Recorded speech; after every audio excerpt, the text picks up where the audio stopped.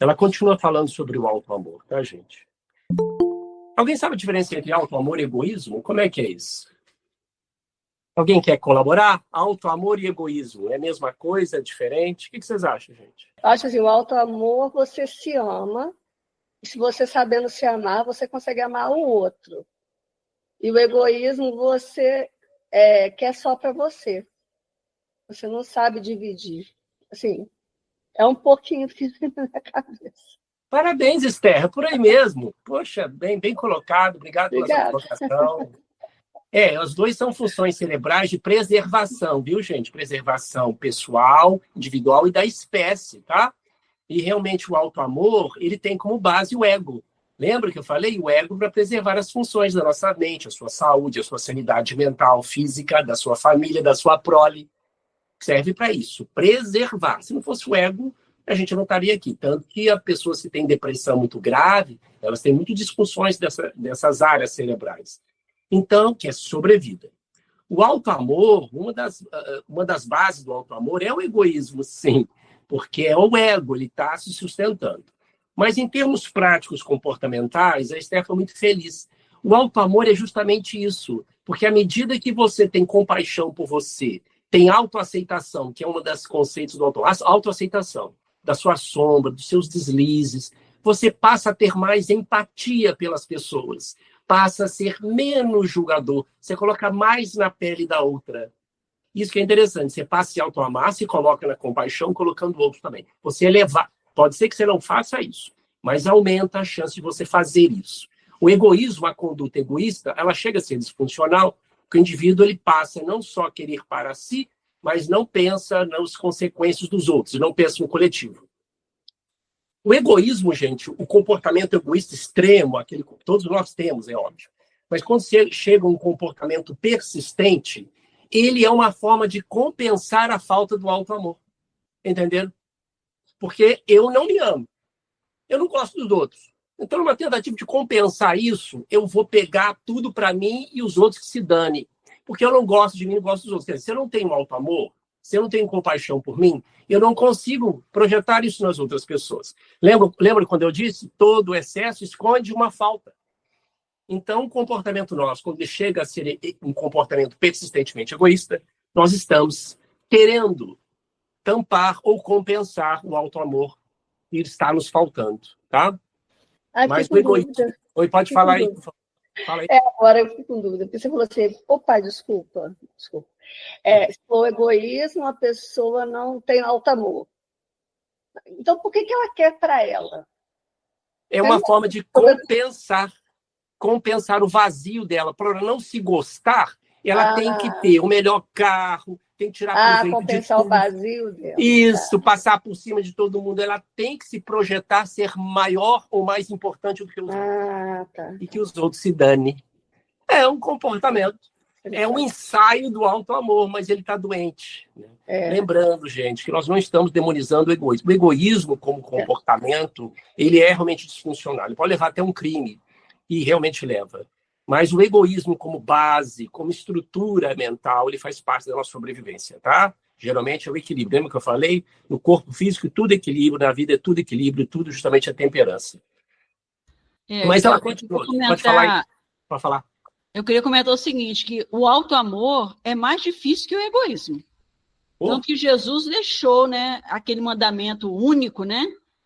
Amar a Deus sobre todas as coisas e ao próximo como a si mesmo. Por que tinha que vir da voz do mestre? Porque não é fácil. Se amar, não é fácil. Agora, exemplo de egoísmo desde aquela época sempre existiu. Agora, de auto-amor, muito pouco. Então, a gente acha que vem lutando até hoje para ter esse auto-amor, para que a gente possa, igual você mesmo falou, Esther, se amar e amar ao próximo, e a Deus acima de tudo. Então, é a nossa luta nessa ascensão que a gente está buscando aí, nessa trajetória de ascensão que a gente está fazendo, né? Ângela, obrigado, fico muito feliz. O egoísmo é mais fácil porque ele é o modus operandi de sobrevivência da mente e do cérebro, tá? É o sobrevivência, viu? Tanto quando a gente está na escassez, o egoísmo vai lá em cima, que é óbvio. A gente quer água, o pão para nós ou para nossos filhos. A gente perde o córtex pré-frontal na escassez, na pobreza. Então, isso aflora, porque é mais fácil exercitar o egoísmo, porque é sobrevivência. E o auto-amor é para ser trabalhado, como nós estamos fazendo. E é o que ela está vendo aqui. Olha, no final ela começa aqui, gente. Ó. A palavra educação vem do latim educare, ou educere, né? Provérbio é verbo ducare, ducere. Seu significado é trazer à luz uma ideia, levar para fora, fazer sair, extrair da pessoa, né? Essa tarefa dos centros espíritas, oferecer condições para que o homem extraia de si mesmo seu valor divino na obra da criação. É o auto-amor. É o auto-amor. Em nossos projetos de religiosidade no centro espírita, poderia ser qualquer templo aqui, tá, gente? O auto-amor deve constituir lição primordial. Espiritualidade significa grandeza de sentidos para viver. Sentido eu entendo aqui como emoções, né? Ou sentimentos mais nobres. Essa é a visão do centro espírita em sintonia com a alma do espiritismo. Uma verdadeira noção de imortalidade sentida e aplicada. A irmã Dufour, ela vai começar a entrar aqui em pormenores, gente, de quase como um roteiro, como os centros espíritas deveriam funcionar. Mas é como todo núcleo espírita ou núcleo ou qualquer instituição religiosa, que não é apenas para catequizar, não é apenas para fazer teologia, é realmente para atingir a criatura no seu ser, no seu ímã, das suas condições. Por isso que a gente fala, não somente eu, outros estudiosos da doutrina espírita, no centro espírita e num templo religioso, tem que se falar de coisa de gente, porque a gente fica muito pensante na vida espiritual, passa a ser uma coisa muito abstrata. Então a gente precisa colocar os pés no chão e, à luz da nossa religião, falar de coisa de gente. Falar de namoro, noivado, sexo, mágoa, dinheiro, inveja, e vai por aí afora. Então, são coisas que, nos templos religiosos ou nos núcleos espíritas, deveria ter cada vez mais espaço para isso. Porque senão a gente fica no mundo das ideias. E o mundo das ideias pode se tornar muito idealista e perfeccionista. Como eu disse, o perfeccionismo só existe na mente, não existe na prática. Não existe. O perfeccionismo existe na nossa mente. Então, realmente, esse exercício de humanidade, colocar os pés no chão, ver que seus pés são de barros como o seu vizinho é uma forma da gente aproximar da nossa humanidade, desenvolver em nós o auto-amor, que é a autoaceitação. Ela continua. O auto-amor é um aprendizado de longa duração. E bota a longa duração nisso. Conectar com seu conceito a fórmulas comportamentais para a aquisição de felicidade instantânea é uma atitude própria de quanto se exaspera com a procura do imediatismo. Amar é uma lição para a eternidade. Muito interessante o que ela falou, gente. As pessoas se confundem realmente com isso, aproxima do egoísmo. É querer a felicidade imediata. É justamente acompanhar o modus operandi de sobrevivência do nosso cérebro. O cérebro gosta de quê? Prazer rápido e fácil. Lembra? O animalzinho, nós também. Ao docinho depois da janta. Ao celular que está na sua frente. Eu quero ver um meme. Eu quero entrar no WhatsApp. Eu quero ver a mensagem que mandou para mim. Prazer rápido e fácil. Somos sempre assim. Se nós formos obedecer sempre o nosso cérebro e andar nesse modus operandi, a gente sempre vai achar que o auto-amor é dar para nós a felicidade instantânea. O que é realmente uma falácia, o que é realmente algo muito superficial e algo realmente muito, muito fácil de se esvair. Então, gente, nós temos hoje a cultura da felicidade. Nós comentamos sobre isso, existem estudos em neurociência sobre isso. Claro que a felicidade todos nós queremos ter, mas eu já falei, gente, não dá para o ser humano ser feliz 24 horas. Isso não existe na face da Terra. Eu acho que até no plano espiritual, pelo que a gente entende, não existe. Não estou falando de anjo e arcanjo, não. Estou falando de nós aqui, espíritos que pertencem à espécie humana. O cérebro, gente, ele é muito complexo para que a gente possa experienciar vários tipos de emoções e sentimentos. Guardem isso. Mas para que isso? Porque emoções e sentimentos são adaptativos. Não dá para você enfrentar um ladrão ou enfrentar uma situação de estresse no trabalho sentindo felicidade e alegria. Você tem que ter emoções e sentimentos que possam botar você naquela situação para enfrentar o estresse. Então, muitas ou quase todas tomadas de atitude nossas, de tomadas de decisão, é influenciada pela emoção, como nós já falamos aqui. Não há tomada de decisão sem emoção, ou às vezes até sem os sentimentos.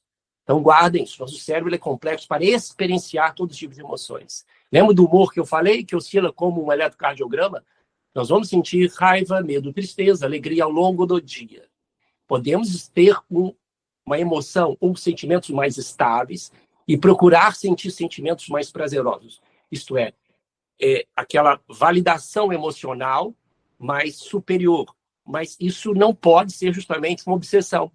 Porque quando a gente tenta, eu tenho que ser feliz, essa frase, eu tenho que ser feliz, isso dá uma ansiedade, uma depressão muito grande. É a pressão para ser feliz. Então, existe uma máquina cultural que vai desde o Instagram e etc., que não é só os jovens, não. Nós, adultos mais experientes, acabamos nos afogando nisso, pela pressão de ser feliz. Você tem que ser feliz. Não, ninguém tem que ser feliz. Nós temos um momento de felicidade e temos um momento que o pão não vai estar quente. Isso é puramente neurociências que eu estou falando para vocês. Tanto que eu já falei para vocês que existe uma coisa muito bonita, uma pesquisa feita em neurociência chamada hemodiversidade. Vocês já ouviram falar em biodiversidade? A biodiversidade faz a riqueza de uma natureza, é a minhoca, é o passarinho diferente, plantas diferentes, etc, etc. Para que a biodiversidade? Para que haja um equilíbrio. Porque se a gente tivesse apenas um predador só, ele poderia destruir todo o ambiente, ele ia predominar e acabar e ele mesmo ia morrer, porque não tem como ele se alimentar. Então tem que ver biodiversidade. Assim também existe essa terminologia que os neurocientistas pegaram emprestado da natureza, das biologias, das ciências naturais, para a hemodiversidade. O que é hemodiversidade? É saudável para o cérebro experienciar emoções, sentimentos diferentes. Por quê? Se a gente fica só num tônus, num colorido emocional, há risco até de vida, como eu já falei para vocês. Uma pessoa que sente tristeza constantemente entra no quadro de melancolia, depressão e pode tirar a vida. Mas também uma pessoa que quer ficar sempre feliz, ela pode também levar a consequências negativas. Uma pessoa que está sempre querendo ficar alegre e feliz, ela muitas vezes não consegue antever consequências potencialmente perigosas, porque diminui a felicidade ou a alegria, diminui muitas vezes a função do córtex pré-frontal, em que ela diminui a capacidade de antever estratégias futuras. Então, vejam só, gente, por isso que em neurociência existe um princípio. Não entre numa discussão com raiva, nem faça promessa com felicidade. E quando você está feliz, você faz promessas que você não pode cumprir, você vai ver isso depois. Oi? Quer dizer que o nosso córtex pré-frontal ele pode ser prejudicado por nós mesmos, dependendo das atitudes que a gente toma, ou pensamentos que a gente viciosos que a gente adquire? É a falta de controle emocional. O córtex pré-frontal, ele fala com as regiões mais profundas, que são das emoções básicas. E as emoções básicas falam com o córtex pré-frontal.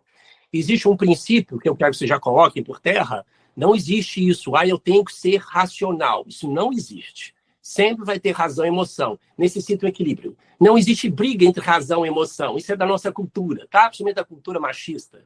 Não, você tem que ser racional. Isso não existe. Mesmo no meio corporativo, haverá tomada de decisão por emoções. Qual que é o gancho? Qual que é o ponto principal? É que o córtex pré-frontal ele tem que saber cada vez mais modular as emoções. Não tem como abafar as emoções, nem cortar elas, senão a gente morre. As emoções são adaptativas. Mas o córtex pré-frontal...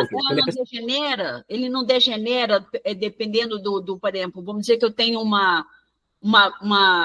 pensamentos só egoísticos, igual você falou aí, né? Uma monoideia. Isso degenera o córtex pré-frontal? Não, ele não degenera, Angela. Ele passa a não controlar justamente as regiões profundas. Que quando você está egoísta ou pensando só numa coisa, em fazer uma coisa, você passa a não ativar todo o córtex pré-frontal e ele passa a não dominar muitas emoções impulsivas suas. Entendeu? Então, o córtex pré-frontal é a torre de comando nossa. É o nosso Homo sapiens.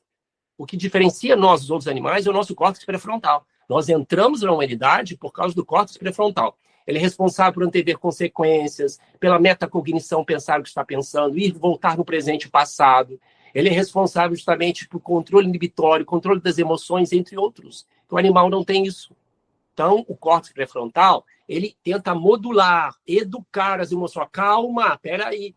E muitas vezes a gente não usa o córtex pré-frontal, tá, Ângela? É diferente. Nós precisamos usar mais ele, no sentido justamente de ter uma inteligência emocional, de saber controlar, modular, não ter tantas reações intempestivas. Isso faz através de desenvolvendo novos hábitos. Então, o córtex pré-frontal, gente, é que nós precisamos desenvolver sempre. Mas ninguém vai ficar sem emoção, ninguém vai ficar sem sentimento. O córtex pré-frontal, ele não vai assumir o córtex do cérebro 100%. Senão não há sobrevida, não há existência. Bom, já pegando seu gancho, tem doenças que a pessoa perde o córtex pré-frontal. E ela passa a ser impulsiva, ter hipersexualidade, ela fala coisas sem pé, sem cabeça, ela não tem inteligência social, ela é capaz de chegar perto da pessoa e falar assim, nossa, como é que você está gordo, hein? Falar para a pessoa que ela mais ama, e não está nem aí. Ela perde essa inteligência social, essa empatia, de se colocar na pele do outro. O córtex pré-frontal faz isso. Existem demências que fazem isso, demência pré-frontal, que degenera essa área. Alguns casos de Alzheimer começam assim. Existem pessoas que têm lesões no córtex pré-frontal, que perde essa capacidade de antever as consequências. Não sabe fazer leitura social, leitura emocional das pessoas. Tanto que a gente fala que o idoso, com todo respeito, né, isso não é só a neurociência que explica isso, não. Tem questões culturais e emocionais para isso. Diz que o idoso, depois de certa idade mais avançada, existe uma leve diminuição do volume do córtex pré-frontal, como do cérebro, e às vezes o idoso fica meio sem noção. Então ele acaba falando o que ele pensa, às vezes trazendo situações assim, indesejáveis para a família. Então, só um exemplo que eu estou dando para vocês. Pode falar. A criança é isso? A criança é porque ela não desenvolveu ainda? Exatamente, parabéns, Esther. A criança ela está começando a desenvolver o córtex pré-frontal, por isso justamente dessa franqueza dela, né, Gilmar? A criança é autêntica, porque ela não tem ainda o córtex pré-frontal desenvolvido. Eu já falei para vocês, do ponto de vista neurocientífico, o córtex pré-frontal ele só se forma mesmo a partir dos 20 e poucos anos, 23, 24, 25, tá? Então, essa é uma das explicações, não a única, Existem questões sociais, éticas, culturais para isso. Porque os jovens fazem o que fazem. Nós, na nossa juventude, tivemos impulsos, fazemos coisas muitas vezes sem pensar, porque não tem o córtex pré-frontal ainda completamente desenvolvido, tá? Então, é essa a dificuldade que muitas pessoas encontram. Então, você vê, gente, o córtex pré-frontal tem que ser treinado o tempo todo, tá? Nós temos a capacidade de inibir, controlar, modular as emoções. Bom, ela continua. Ela faz uma série de questionamentos agora, gente. Como é que faz? Como é que poderia fazer isso? Que habilidades emocionais temos que desenvolver para o auto-amor? Que cuidados adotar para aprendermos uma relação de amorosidade conosco? Como alcançar a condição de núcleos avançados para o desenvolvimento dos valores da alma? Que iniciativas tomar para casas espíritas sejam redutos de aprimoramento de nossos sentimentos e escolas eficientes de criatividade para a superação de nossas dores? Que técnicas e métodos serão úteis para incentivar a alegria e espontaneidade afetiva? Como implementar escolas de sentimento em nossos grupos doutrinários de estudo sistematizado? Que temas enfocar na melhor compreensão das manifestações profundas da alma? Gente, olha, esse texto da Irmã Filu foi fantástico, mas se a gente faz uma leitura muito rápida, a gente vê que ela não entra em questões práticas. Como é que eu desenvolvo essa questão de auto-amor? Poxa, ela está falando que é preciso, é necessário, é importante, conexão com a espiritualidade. Mas como é que eu faço isso? Nós ainda não temos uma resposta pronta. Mas do ponto de vista neurocientífico, existem algumas técnicas, como eu já falei para vocês, que nos ajudam a fazer essa profundidade, esse mergulho. É aquilo que um dia eu estava até falando com um professor meu de pneumologia, né? Ele falando da questão da importância da respiração, que acalma, etc. Ele realmente lembrando, ninguém aqui vai aprender justamente a nadar quando estiver afogando. Você tem que aprender a nadar ao longo do tempo, são meses. Para que um dia você cair na água, você já está nadando. E eu vejo até alguns pacientes meus que tentam justamente relaxar, combater o estresse, no momento que eles já estão na tempestade do estresse. E são pessoas que não têm o hábito de prece, de espiritualidade, de meditação, de recolhimento, de fazer uma caminhada na natureza. Quer dizer, a pessoa não tem esses hábitos saudáveis, não preparou o canhão para a guerra, né? E, de repente, se vê amaranhado uma série de problemas, seja financeiros, familiares, etc., e querem, de repente, se conectar com a espiritualidade, se conectar com a sua paz íntima. Então, isso são coisas que nós deveríamos fazer ao longo do tempo. É um trabalho por toda a eternidade, que ela diz. E é desenvolvendo o hábito. Um deles eu já falei para vocês, gente. Uma coisa simples, que é o Mindfulness. O Mindfulness é uma ferramenta científica validada cientificamente, em que a capacidade de trazer o nosso foco para o presente. A pessoa fala meditação, já pensa num monge budista completamente concentrado lá no Himalaia. Não é isso. A gente faz meditação andando na rua. Andando na rua. Desde que seja um passeio seguro, em que você vai prestar atenção na sua respiração, no seu passo, no barulho das árvores, no canto dos passarinhos. Se for na natureza, melhor ainda. Então, você vai focar no presente. Mas vai vir uma série de pensamentos, eu vou lembrar da conta que eu tenho para pagar, na briga que eu tive ontem. O que acontece? Calma, sem julgamento. Quando vier os pensamentos outros, volte gentilmente a prestar atenção que estava prestando atenção. Isso é uma forma de exercitar a atenção para o presente. Ou simplesmente sentado prestando atenção numa planta, ou simplesmente numa janela prestando atenção nas nuvens ou na natureza. Cada detalhe, prestando atenção. Mas vai vir os pensamentos ruins. Volte depois gentilmente a prestar atenção no que você estava fazendo. Isso é um exercício contínuo para trazer você para o presente. Ninguém vive 100% no presente, porque isso traz muita ansiedade. O nosso cérebro não é feito para isso, infelizmente. Porque ele tem que antever consequências. O nosso cérebro ainda é o mesmo cérebro do Homo sapiens que vive lá na savana. Ele saía, ele ficava olhando para os lados, para ver se ele ia ser comido por um tigre de sabre, por um tigre ou por um leão. Então, o nosso cérebro, ele tem uma dificuldade de manter ou de sustentar a atenção. Aliás, gente, quero até falar para vocês, por mais que uma palestra seja boa, muito boa, o nosso cérebro, de fato, ele só rende 50 a 40 minutos. Nós só conseguimos, de fato, sustentar uma atenção plena durante 40, 50 minutos. Por isso, dos intervalos frequentes que devemos fazer, ou nas escolas, ou quando estamos estudando, ou trabalhando, você começa a ter uma diminuição do rendimento, do foco da sustentação depois desse tempo. Então, da importância justamente de termos esse padrão. Então, o mindfulness, que significa atenção plena, é uma das formas de tentarmos fazer a conexão com o nosso eu, porque ela ativa o que eu já falei para vocês, que é a rede modo padrão. A rede modo padrão, ela conecta várias áreas do cérebro, inclusive a parte da memória, ativando vários aprendizados que temos. E fica tudo conectado. É o momento que nós temos de inspiração. Muitas pessoas tiveram inspirações de problemas, ou para resolver problemas, durante o banho, durante um passeio, olhando a janela, e alguns até durante a prece ou meditação. Alguns estão fazendo a prece e falam assim, foi o Espírito Santo ou foi o Espírito que me inspirou. Pode ser, mas naquele momento de prece você está relaxado. E você começa a conectar essa rede de modo padrão. Então, gente, isso é um hábito para se criar isso aqui. Essa questão de começar a nos entender melhor, a conectar conosco mesmo.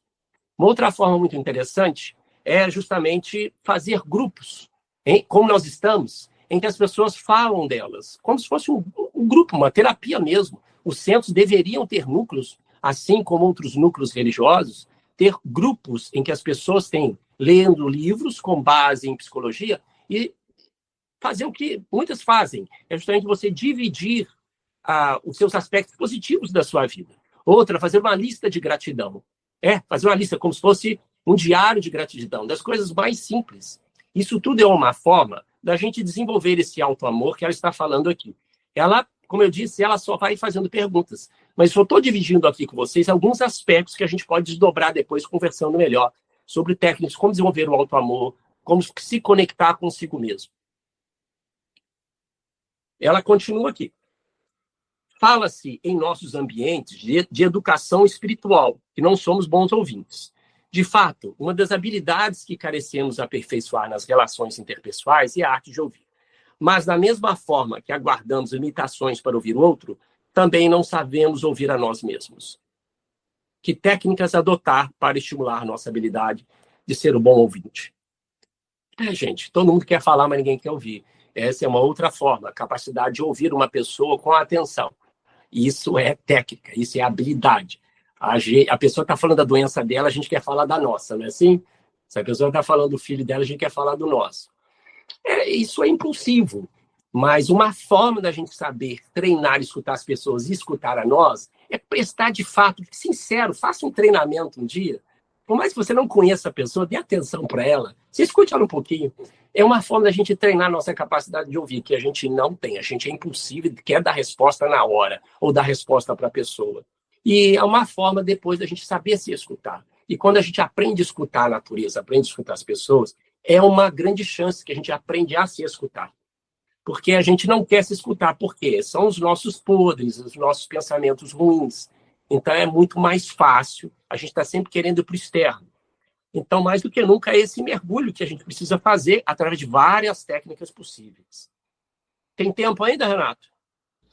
Ô, Pianta, Fala, essa compreensão do auto-amor, ela não tem a ver com a maturidade do ser, não? talvez o jovem, o homem adulto mais jovem, a pessoa mais, né, meia-idade, talvez não tenha a capacidade de fazer. Estou puxando sardinha para nós idosos. Então, será que essa compreensão de vida, de alta amorosidade, não precisa de um amadurecimento, de uma experiência de vida? É só mesmo um questionamento. Sim, Ângela, obrigado pela sua colocação. É só lembrar que idade cronológica não significa amadurecimento, tá, Ângela? Muitas pessoas, você sabe disso, com 60 anos, elas continuam tendo ainda um comportamento muito imaturo e vice-versa, né? A gente conhece até jovens que são muito mais maduros. Então, é realmente uma questão de amadurecimento e desenvolvimento. Por quê? Como eu disse, o egoísmo, ele é já da nossa sobrevivência, mas o auto-amor é algo que precisa ser desenvolvido. Concordo, tem base neurocientífica que a irmã está falando. Nós precisamos desenvolver esse auto-amor. Não é o egoísmo é fácil de fazer. Eu te falei, tira um pouquinho do seu conforto, que você vai começar realmente esse egoísmo explodir. E é natural, é sobrevivência. Agora, o auto-amor é alguma coisa para ser construída, porque não faz parte tanto do nosso kit de sobrevivência. Nós vamos além, porque nós passamos a preocupar conosco e com o próximo. A gente passa a acionar aquele sistema de recompensa que eu falei com vocês com um novo significado. Poxa, eu senti bem porque eu ajudei o fulano. Olha só, realmente isso desenvolve qualidades muito importantes para o cérebro. O cérebro sentir prazer, porque você ajudou de fato outra pessoa, não é porque alguém mandou você ajudar. É aquela ajuda silenciosa, ninguém está sabendo. Quanto mais silenciosa, maior parece ser o prazer no sistema de recompensa. Então é isso, Ângelo, não é questão somente de idade. Mas claro... Mas veja bem, pelo que eu estou entendendo aqui é o seguinte... Isso tem que ser uma coisa aprendida. Exatamente. Nós estamos aprendendo isso agora. Agora, uma pessoa que não teve educação, alimentação adequada, igual nós já conversamos isso lá, acho que no princípio, não teve condições, não tem condições nenhuma de desenvolvimento psicológico, físico, emocional, espiritual, etc. E não vai chegar, talvez, nessa existência... a isso que nós estamos fazendo aqui, ao aprendizado que nós devemos agir dessa forma. Então, por conseguinte, imagino que isso tem que ser ensinado. E se tem que ser ensinado, como passar isso para a maioria das pessoas? Porque a maioria das pessoas não sabe disso. Você está entendendo? Assim, como que isso pode chegar às pessoas, para que elas entendam? E como fazer com que essas pessoas entendam? Por conta das próprias falhas ou dificuldades ou falta de compreensão mesmo de tudo. Né? Às vezes é uma pessoa até educada, mas não tem um mínimo de compreensão dessas coisas. Então, eu acho, pela minha percepção, que isso é mais complicado, mais difícil de se adquirir e está nas mãos de, hoje em dia, acredito, de poucas pessoas. O que você acha? Com certeza, Anjo. Pode falar, Esther. Porque eu dou aula para criança. Eu fui falando, eu fui olhando as minhas crianças, né? Eu dou aula em escola municipal, igual você falou, criança que não tem acesso a muita coisa. E, às vezes, uma criança na família, ela já tem isso. Aí eu pensei na questão do espírito antigo, né? Ele já traz isso também. Não é, o Pianta? Vejam só, o espírito antigo já com todo respeito... Ele sobressai ao meio, vamos dizer assim. Claro, e ensinar isso é muito difícil. Eu acho muito difícil. Eu vivo isso no meu dia a dia, entendeu? Vamos respeitar, sim, as influências do espírito, sim. Mas preste atenção, gente. Ninguém é por acaso. Para que haja transformação, é necessário um referencial. Guardem isso. Isso é neurociências pura, laboratório, animal e gente. O indivíduo mudou de comportamento, porque ele teve um referencial. Que referencial, cara? Pode ser uma pessoa da família, pode ser realmente uma pessoa, um vizinho, um filme que ele viu, um livro que ele leu, uma peça de teatro, uma história que a mãe contou para ele. Então, vejam só, gente, nós precisamos de um referencial. A Ângela disse muito bem, se eu estou no meio de escassez, em que eu nunca vi esse padrão na minha vida, é muito difícil que eu vá atingir isso. Porque mais do que nunca a importância da disseminação desse conhecimento, como estamos fazendo nas redes sociais, ou pelo YouTube, seja lá o que for, é um trabalho de formiga, mas nós levando isso para as pessoas. Então, guardem isso. Você jamais vai conseguir uma transformação se você não tiver um referencial. Agora, esse referencial tem que fazer significado para você. Tanto para o aspecto positivo como negativo, tá, gente? A pessoa muda para pior porque teve um referencial. Guardem isso. Por que vocês acham que a gente aprende um monte de coisa e não coloca em prática? Dizem que o aprendizado ocorre quando realmente ele se transforma em comportamento. Por que vocês acham que a gente estuda o evangelho e não coloca em prática? O que vocês acham? Porque falta um significado para a gente colocar em prática. Parabéns, Luísa. Acertou em cheio. Foi aqui o sniper, a Luísa.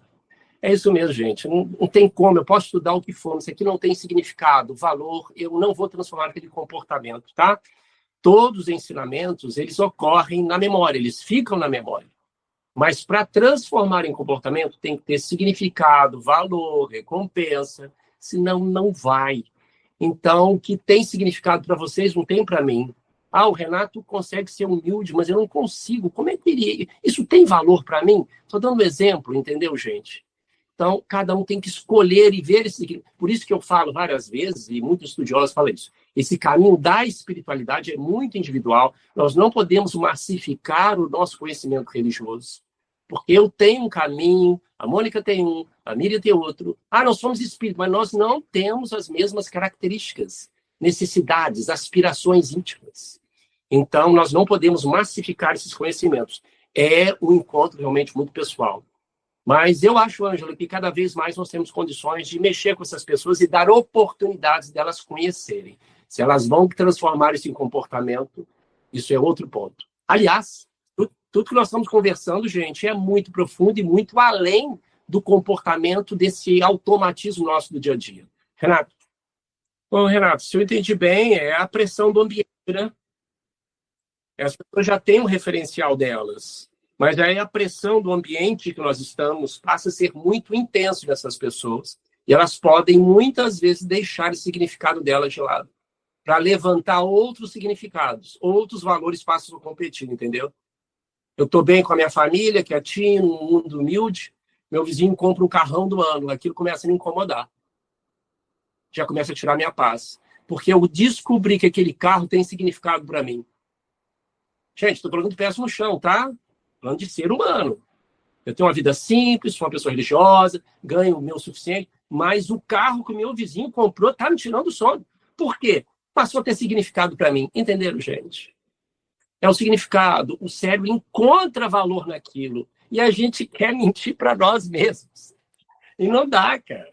Pô, o cara tá... Mas aí faz o quê? Aí faz o quê? Tá me incomodando aquele carro. Eu faço o quê? Vou lá e risco aquele carro? Geralmente, muitas pessoas fazem isso, Ângela. Ou torce para o outro ser roubado. Que é a inveja. A inveja se sente prazer quando o invejoso está se dando mal. Isso é neurociências. Aí, gente, a inveja é dizer que você também pode. É outra técnica que a gente trabalha. Dizer, por exemplo, você também pode. Vamos trabalhar por isso. Tem caminhos, recursos para você fazer isso? Vai, Renato. Eu não vou falar de piorar, Renato. As pessoas, às vezes, podem mudar o significado. O que tinha significado para você há 20 anos atrás não tem mais. Para mim também. Então, isso oscila ao longo do tempo. Mas é errado, Carlos. Calma, não estamos julgando. Eu estou falando de funcionamento cerebral, estou falando de seres humanos. O que tinha um significado para você lá atrás não tem mais. Por mais coisa positiva e bacana que seus pais te deram. Mas, pô, isso não está me ajudando a evoluir. Isso não está me ajudando a desenvolver. Lembra que nós falamos sobre, a irmã Sidolfo fala, quando realmente uma mensagem religiosa, espiritual, ela não realmente está ajudando a pessoa a melhorar a sua saúde física, psíquica, mental, social, ela deve ser repensada. Tá? Mas é isso, não é questão de ser ruim ou não. A pessoa muda o significado ou desperta o significado para alguma coisa, mesmo que ela não queira. Mas aquilo incomoda ela. Não perde que adquiriu, ela passa a ter outro significado. Alguma coisa mais forte passa para ela. Por isso que é difícil, Renato, uma pessoa muito religiosa, quando aceitar a inveja, aceitar justamente o desejo. Você está entendendo? Tem significado a religião? Tem. Mas ela passa a ser muito rígida, achando que aquele é o único significado da vida dela. Existem outros valores que precisam ser modulados, educados, mas que ela também pode.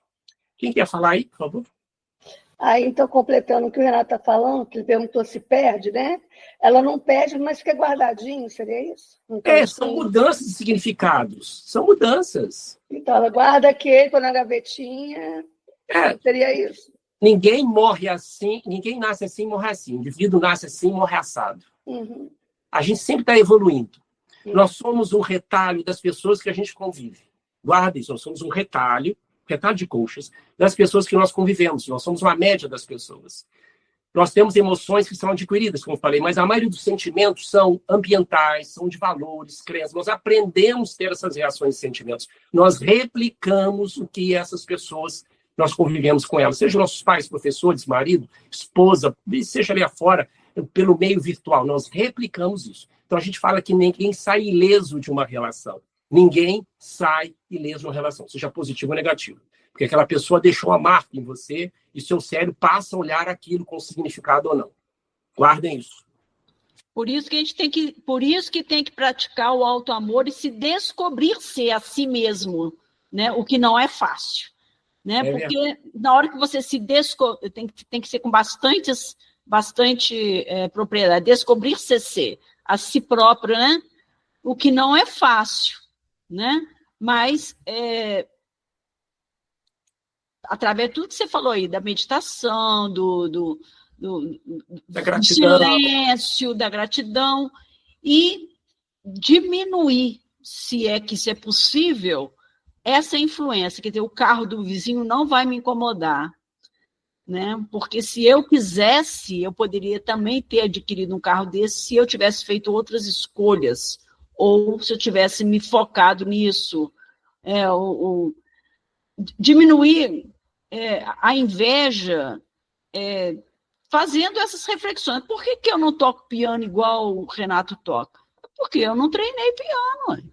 Vou treinar. Por que a Esther dá aula e eu não dou aula? Porque ela é professora, ela fez concurso, por que eu não faço concurso também?